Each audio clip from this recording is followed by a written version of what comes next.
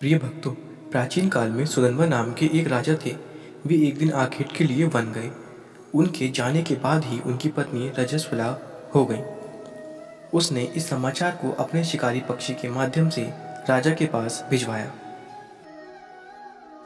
समाचार पाकर महाराज सुदन्वा ने एक दोने में अपना वीर्य निकालकर पक्षी को दे दिया।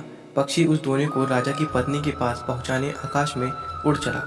मार्ग में उस शिकारी पक्षी पर दूसरे शिकारी पक्षी ने हमला कर दिया। दोनों पक्षियों में युद्ध होने लगा। युद्ध के दौरान वह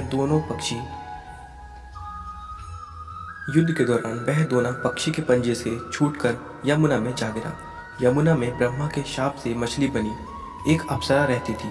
मछली रूपी अप्सरा दोने में बहते हुए वीर्य को निकल गई तथा उसके प्रभाव से वह गर्भवती हो गई। एक निषाद ने गर्भ पूर्ण होने पर उस मछली को अपने जाल में फंसा लिया। निषाद ने जब मछली का पेट चीरा तो उसके पेट से एक बालक तथा एक बालिका निकली। वह निषाद उन शिशुओं को लेकर महाराज सुदन्वा के पास गया। महाराज सुदन्वा के पुत्र न होने के कारण उन्होंने बालक को अपने पास रख लिया, जिसका नाम मत्स्यराज हुआ।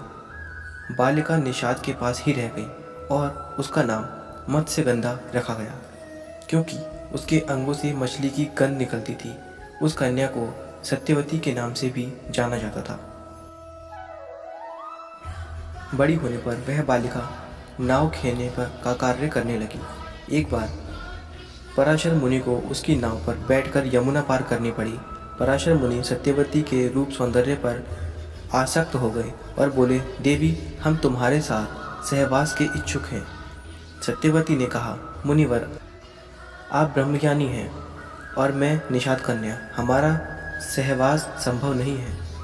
तब पराशर मुनि बोले, तुम चिंता मत करो, प्रस्तुति होने पर भी तुम कुमारी ही रहोगी। इतना कहकर उन्होंने अपने योग बल से चारों ओर घने कोहरे का जाल रच दिया और सत्यवती के साथ भोग किया।